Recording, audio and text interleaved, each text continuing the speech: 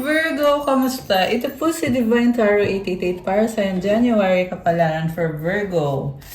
Kamusta kayo guys? Comment present para lang kung nanonood kayo. Tingnan natin ang energies connected sa'yo ngayon. Virgo, I long for your kiss. Okay.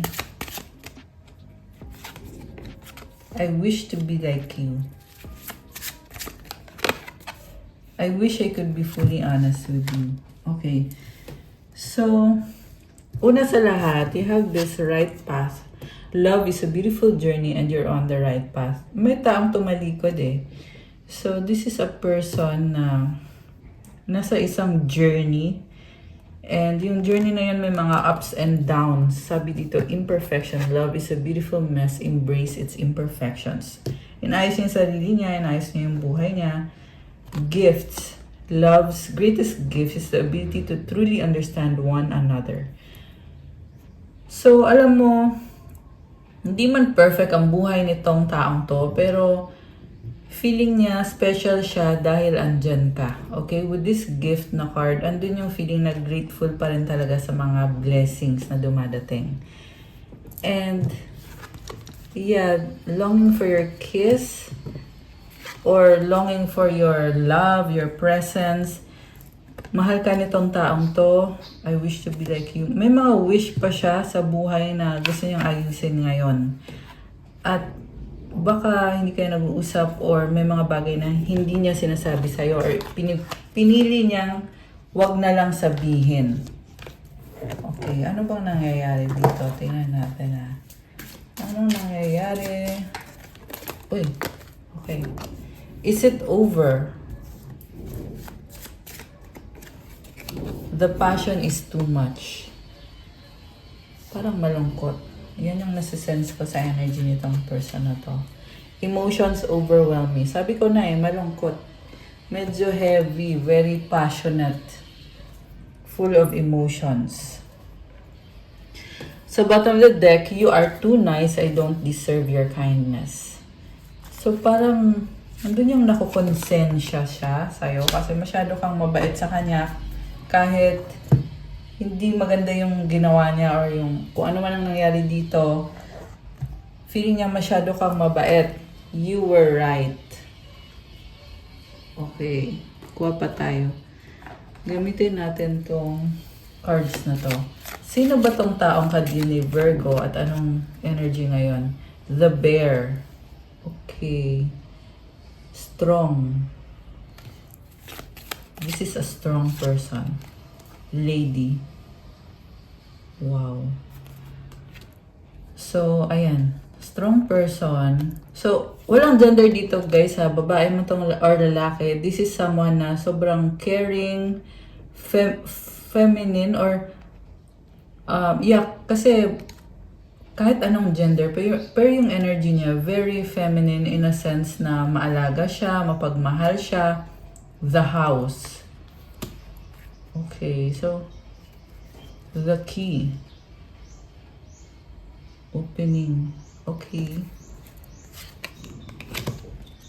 So, this is a strong person na kadil mo, gives you stability, the sickle. Somehow, merong nangyaring hindi maganda. Merong ending eh. Okay, pero like I said, this is someone very reliable and very strong. Okay.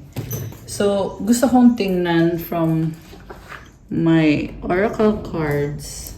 Ano bang mensahe niya sa'yo or anong gusto niyang sabihin sa'yo?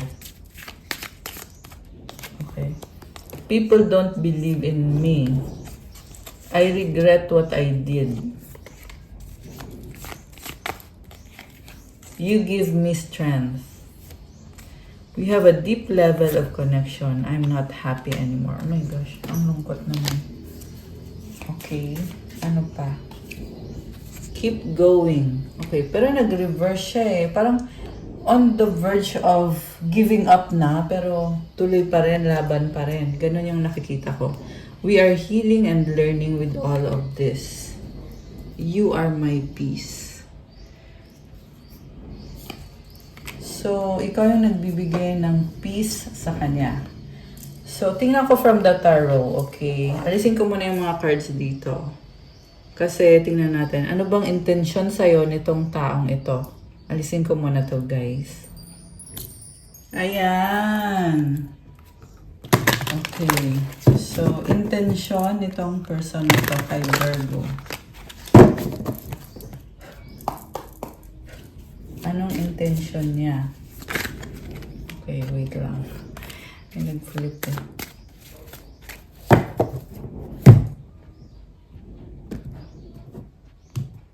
Okay, so 8 of Cups.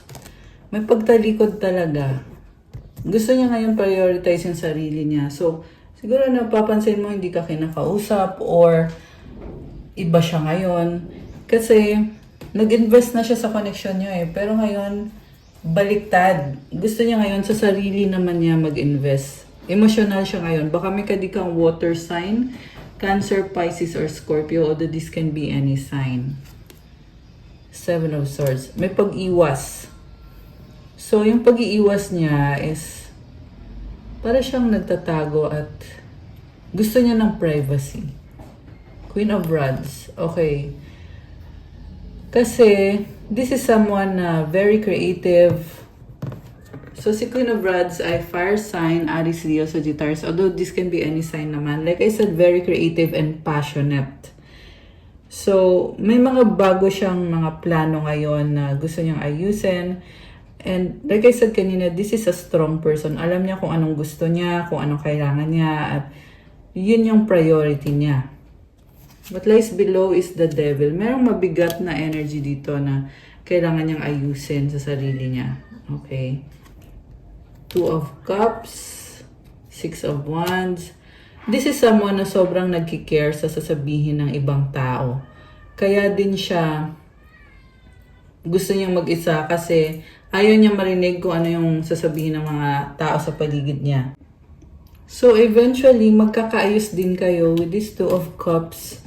Ang gusto niya mangyari is magkaroon ng kasunduan sa inyo na tulungan niyo isa't isa at suportahan ang isa't isa kahit magkaiba kayo. Okay? Kasi itong 2 of Cups, these are two very different people. So, iba yung pangangailangan niya, iba din yung pangangailangan nyo. Pero gusto niyo magkaroon ng kasunduan na magkaroon kayo ng partnership. Okay? This can also be a relationship. So, sa ngayon, ayaw niyo munang mag-commit. Eventually, mangyayari din tong commitment na to. Ayan. So, roles can be reversed, guys. Pwede din naman ikaw yon, okay? Pero, for this reading, ito muna. Ito kasi yung nakikita ko na yung person na to, sa ngayon, umiiwas siya kasi gusto niya unahin yung sarili niya. May kailangan siyang ayusin sa buhay niya. Pero eventually, gusto niya na magkaroon kayo ng commitment or magtulungan kayo. Wheel of Fortune. Ayun naman pala eh. This is about expansion, growth, may nagbago dito kasi umikot yung gulong eh. Ayan, tingnan mo merong nalaglag oh. So, umiikot yung gulong ng kapalaran. And this reading is all about change na nangyayari sa connection ninyo or sa buhay ninyo nitong taong to. Supportive energy is Magician, Judgment, 8 of Pentacles, 3 of Cups. So, ready na siya. Okay. Ready, pero yung focus niya ngayon is mas pinili niya maging practical. Okay, pero nakikita ko pa rin na magkakaroon pa rin kayo ng pag-uusap, celebration. So, ayan o. This 3 of Cups card is all about celebration. Pwede may mga tao din sa paligid niyo na connected sa inyo. Like, may group kayo or close friends ninyo or family. And ngayon, meron kasi siyang kailangan ayusin financially or sa career niya. Pero naghihintay ng pagbabago or ng blessing itong taong to. Habang hinihintay niya yon, ayusin mo na niya yung sarili niya. So, okay. This person is a manifestor with this Magician card. Okay, anong tingin niya kay Virgo? Bakit Judgment? I'm hearing nahiya siya sa'yo sa kung anong meron siya. Three of Wands and the Sun. The Moon. Grabe. Sun, Moon. So,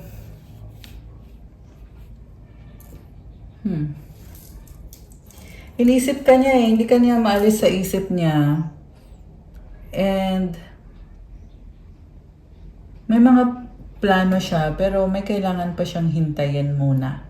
Okay, yan yung nakita ko. And with this Sun and Moon, balance lang naman. So, again, nakikita ko pa rin na magkakaroon pa kayo ng pag-uusap, pagkikita, at the same time, mukhang meron kayong heart-to-heart conversation. At iniisip nyo din ang isa't isa. Okay. Yeah, this is a soul connection. Malalim yung connection na meron kayo. Ano magiging outcome for Virgo? Ano magiging outcome? The Star. Okay. The Justice. Oh my gosh. Alam mo yung outcome dito? It's all about dreams and strength and balance. So, itong Justice card, baka may kadikang Libra or this person is strong. Okay? May alam siya.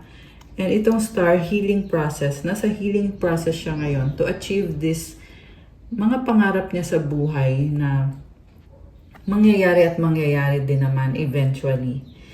So, yung nga lang, nasa point siya ngayon na medyo emotional siya. Ayan, 7 of Cups, nalilito din siya kung saan magsisimula, anong gagawin ko, anong uunahin ko, anong magiging priority ko sa ngayon. Pero, yeah, like I keep saying kanina, yung person mo, they have a sense of maturity and strength. Okay. So, what's coming towards you, Virgo? Tingnan natin. What's coming towards you? Okay. Oh, liar. Be careful of someone sneaky. Let go. Make room for the new beginning on its way to you now. Give it time. Everything in divine timing. Let things flow. Intimacy, sexual chemistry, reminiscing. Okay. Ano pa? Cycles, fate, karma, something ending, something beginning. Someone else, someone is in the middle. Someone is trying to sabotage this. Okay. So, yeah, pwede kasi may other person na involved. Pero, tingnan natin ha. Yeah, malalim na yung connection yun nitong taong to. Kaya mukhang worried ka dito sa taong to na baka may iba siya, mayroong someone else. Ayan. Mukhang nagkaroon na din ng ending tong connection na to. Pero sabi ngayon, give it time. Everything in divine timing. Let things flow.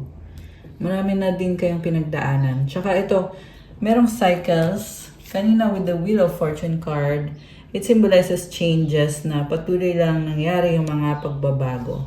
Umiikot, di ba? Umiikot yung wheel. Mensahe ng mga angels ni Virgo. Okay. Mensahe para kay Virgo. Oh, we have John 6:53. Jesus said, "Very truly I tell you, unless you eat the flesh of the Son of Man and drink his blood, you have no life in you. Whoever eats my flesh and drinks my blood has eternal life." Wow. So, yeah, you have to take the communion or baka yun nga yung ginawa mo kaya lumabas tong card na to.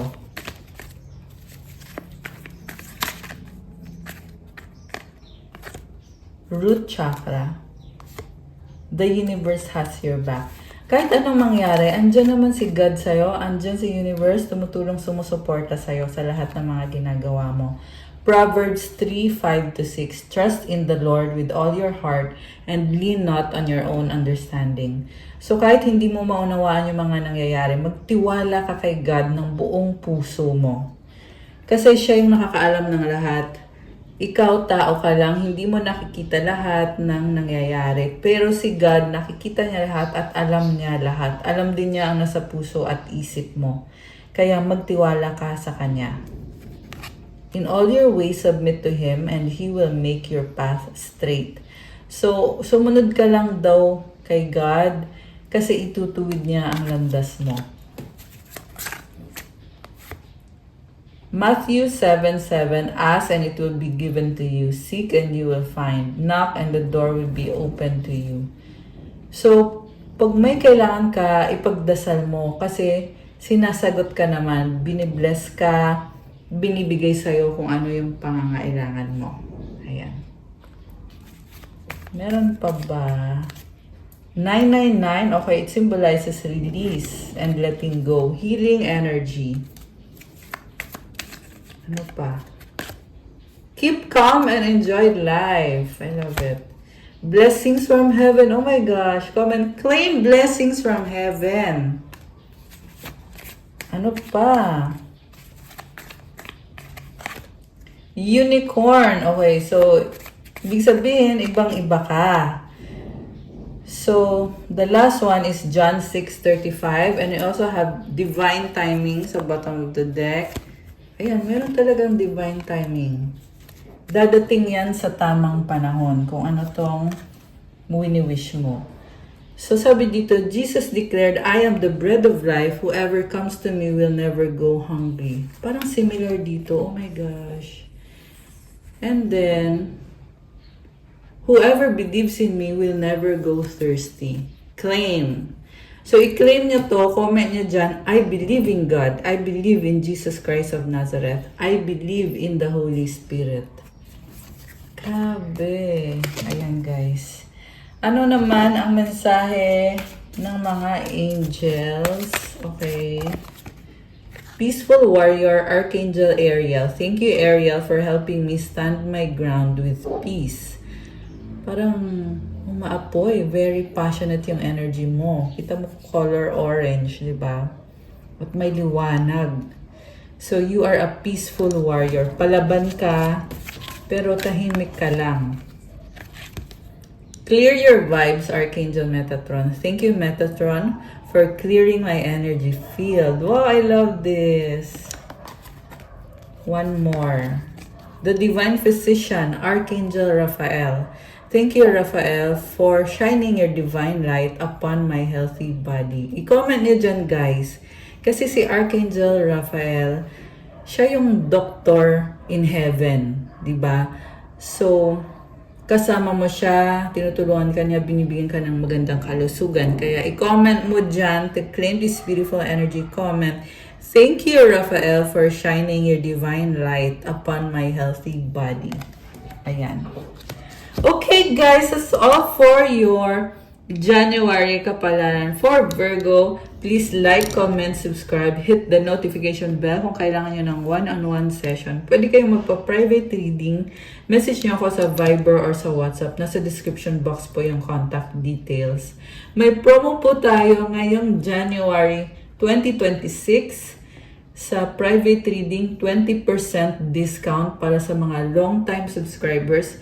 15% para sa mga bagong subscribers. So, to avail this promo, i-send nyo sa akin yung proof na subscriber ko kayo. At i-message nyo dun sa Viber or sa WhatsApp hanggang January 31, 2026 lang po yung pa-promo. Thank you, Virgo! Have a good day. God bless you all. Stay safe. See you again soon. Love you guys. Ingat po tayong lahat. Thank you. Thank you. Bye!